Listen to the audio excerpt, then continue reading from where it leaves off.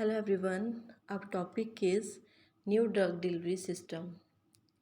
इसमें क्या है कि जैसे हमारी ड्रग होती है उसको एक सुइटेबल डोसेस फॉर्म में कन्वर्ट किया जाता है ताकि जो हमारी ड्रग का ऑनसेट ऑफ एक्शन है उसकी जो इंटेंसिटी है, ड्यूरेशन ऑफ देयर एक्शन है, all are checked according to their need. New drug delivery system is very helpful to achieve therapeutic effect of the drug. इसमें बहुत सारे न्यू टाइप्स के हमारे मेथड्स आते हैं, फॉर्म्स आती है, मीन्स के जैसे हमारे इम्प्लांट्स होते हैं, फिल्म एंड स्ट्रिप्स आती है, जीरो ऑर्डर रिलीज़ आता है जिसमें, तो ये बहुत सारे होते हैं। इसमें हम सबसे पहले करेंगे इम्प्लांट्स। इम्प्लांट्स क्या होते हैं कि जैसे हमारी जो हाइपोडर्मिक टैबलेट्स होती है वो पेशेंट की स्किन के अंडर दी जाती है बाय माइनर सर्जरी। ये मेथड हम इसलिए करते हैं ताकि जो ड्रग का रिलीज़ है वो लॉन्ग टाइम के लिए हो सके, prong releasing time of the drug. And जो इम्प्लांट्स होते हैं ये कंट्रोल किए जाते हैं मैग्नेटिकली। ये क्या करते हैं कि जब आपने रिलीज़ करवाना हो ड्रग का तो रिलीज़ करवाते हैं, और जब ड्रग का रिलीज़ स्टॉप करवाना हो तो स्टॉप करवा दिए जाते हैं। इसकी एक एग्जांपल है एल्युमिनियम निकल कोबाल्ट, ये मैग्नेट रॉड होती है, इसकी हेल्प से ड्रग का रिलीज़ कंट्रोल किया जाता है। फिर आते हैं फिल्म्स एंड स्ट्रिप्स। ये भी स्लो रिलीज ड्रग का देने के लिए यूज़ किए जाते हैं। ये भी 3 टाइप्स के होते हैं, मीन्स इसमें जीरो ऑर्डर रिलीज होती है फिल्म्स की, और बकल स्ट्रिप्स होते हैं, and last one is spray bandages. Zero order release में क्या होता है कि ये टॉपिकली अप्लाई किए जाते हैं, इन्हें लैमिनेट्स भी बोला जाता है। इसकी एग्जांपल एक है नाइट्रोग्लिसरीन लैमिनेट्स। इसकी प्रेपरेशंस कैसे करते हैं कि जैसे हमने प्रोपाइलिन ग्लाइकोल ले लेना है, उसको नियरली 1% कार्बोकोल जो रेजिन्स है उसके साथ मिक्स कर लेना है। फिर इसे सोडियम हाइड्रोक्साइड सॉल्यूशन के साथ न्यूट्रलाइज्ड किया जाता है। After that there is addition of nitroglycerin, and then ये जो आपका पूरा मिक्सचर बन गया है उसको एक पॉलीथीन की शीट के ऊपर रख देना है, और उसकी जो एजेस है उसको प्रॉपर सील करना है with the help of heating. ऐसे आपकी जो आपने प्रॉपरली उसको एडहेसिव स्किन के ऊपर करवाने के लिए जो आपने ये लैमिनेट्स तैयार किए हैं, तो क्या करना है, आपने इसको एक सेंसिटिव एडहेसिव शीट के ऊपर pressure with the help of pressure वहाँ पे स्प्रेड करवा देना है। इसकी एक और एग्जांपल है, जैसे हमारी पिलोकार्पिन फिल्म्स आती है उसमें भी एक्राइलेट्स एंड मेथाक्राइलेट्स की हेल्प से ये जो हमारे लैमिनेट्स हैं उनकी फॉर्मुलेशन की जाती है। फिर आते हैं बक्कल स्ट्रिप्स। इनका जो रिलीज़ होता है वो जो हमारा बक्कल म्यूकोजा होता है वो वहाँ पे होता है। इनमें क्या होता है कि इनमें एक अब्जॉर्बेंट बेस होता है जो fabric, filter paper and cotton से बना होता है। जो फैब्रिक होते हैं जिसमें पॉलीअमाइड्स फाइबर्स होते हैं उसको क्या करते हैं, एक कार्बोपोल वैक्स से साथ उसको मिक्स कर दिया जाता है, उसमें इमर्ज कर दिया जाता है, और उसी के साथ आपकी जो ड्रग होती है चाहे तो वो डिज़ोल्व हो या डिस्पर्स्ड हो वो ऐड ऑन कर दी जाती है। फिर उसको कूल किया जाता है, and then it is converted into pieces, means उसमें उसकी कटिंग की जाती है, उसको पीसेस में कन्वर्ट किया जाता है। ऐसे जो आपका ड्रग होता है इस through buccal strips within 50 minutes दे देती है ये। नेक्स्ट आती है हमारी स्प्रे बैंडेजेस।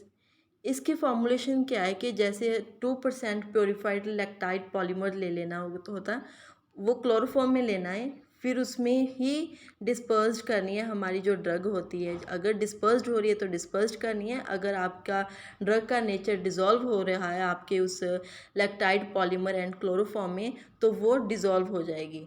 फिर उसके बाद जो आपकी इसमें ड्रग की आपने कंसनट्रेशन डालनी होती है वो 0.01 टू 90% तक हो सकती है। फिर ऐसे आपकी ये स्प्रे तैयार हो जाती है। इसको एरोसोल्स के जो कंटेनर्स होते हैं उनमें पैक किया जाता है। जब जो स्प्रे होती है इस सॉल्यूशन का, एक पॉलीलैक्टाइड की जो एक शीट होती है, जो बैंडेज होती है, उस पर स्प्रे कर कर ऐसे जो बैंडेजेस हैं वो बना ली जाती है। नेक्स्ट आते हैं हमारे लाइपोसोम्स, ड्रग कैरियर्स। ये भी ड्रग का जो रिलीज़ है जो ट्रांसपोर्ट करने के लिए यूज़ किए जाते हैं। जैसे हमारी बॉडी में भी बहुत सारे ऐसे कैरियर्स होते हैं जो रिस्पॉन्सिबल होते हैं ट्रांसपोर्ट करने के लिए, जो हमारे बायोकेमिकल्स होते हैं from one part two another part.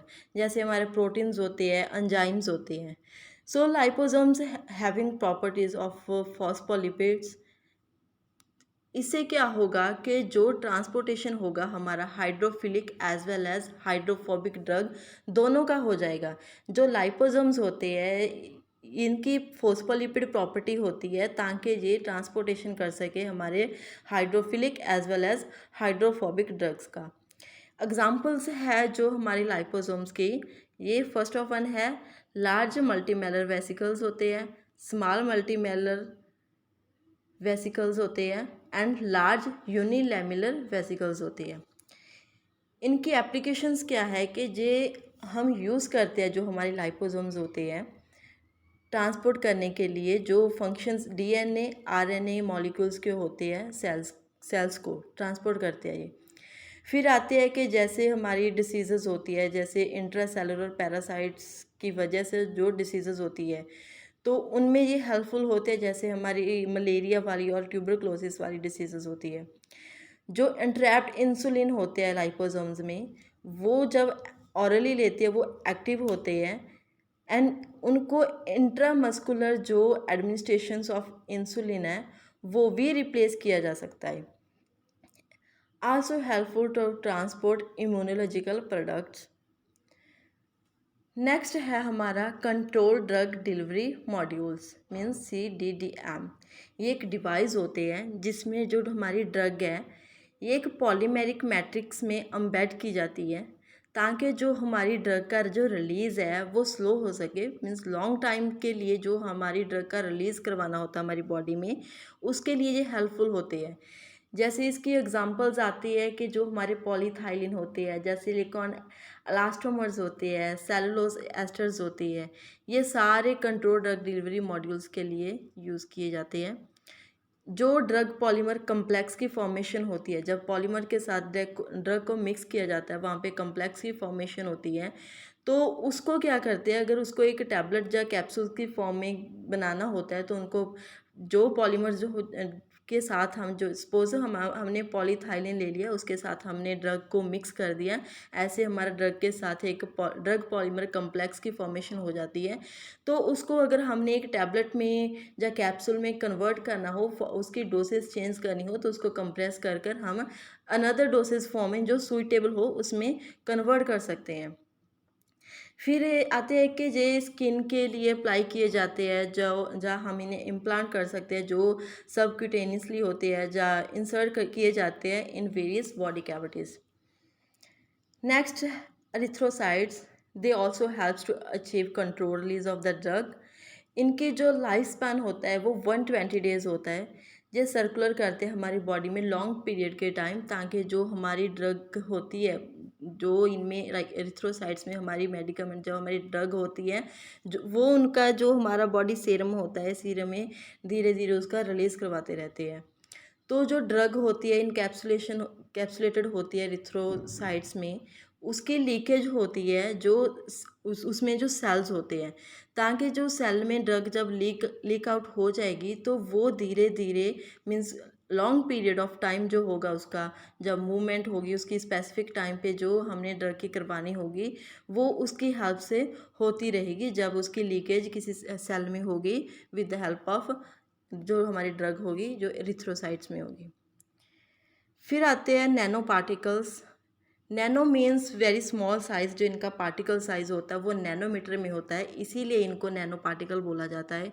जो इनकी रेंज होती है मीन्स इनका जो साइज़ होता है वो 200 to 500 mm होता है। इन्हें बेस्ड होते हैं, जो कोलाइडल ड्रग डिलीवरी सिस्टम पे बेस्ड होते हैं। इस सिस्टम में क्या होता है कि जो ड्रग होती है with the help of carrier deposit करती है ड्रग एक टारगेट साइट पे, जो कैरियर के साथ जब ड्रग देती है तो वो स्पेसिफिक टारगेट साइट जहाँ पे ड्रग का रिलीज़ करवाना है वहाँ पे ये डिपॉजिट करवा देती है। ये नेचुरली भी अकर होते हैं, जैसे हमारे मैक्रो मॉलिक्यूल्स होते हैं, ह्यूमन सीरम होते हैं, जैसे एल्बुमिन होते हैं, बोविन सीरम एल्बुमिन होते हैं, या अदर जेलेटिन बोल सकते हो, या केजिन्स, इथाइल सेलुलोज, ये सारी एग्जांपल्स है नैनो पार्टिकल्स की। लास्ट में आती है हमारी प्रो ड्रग। प्रो ड्रग होती क्या है?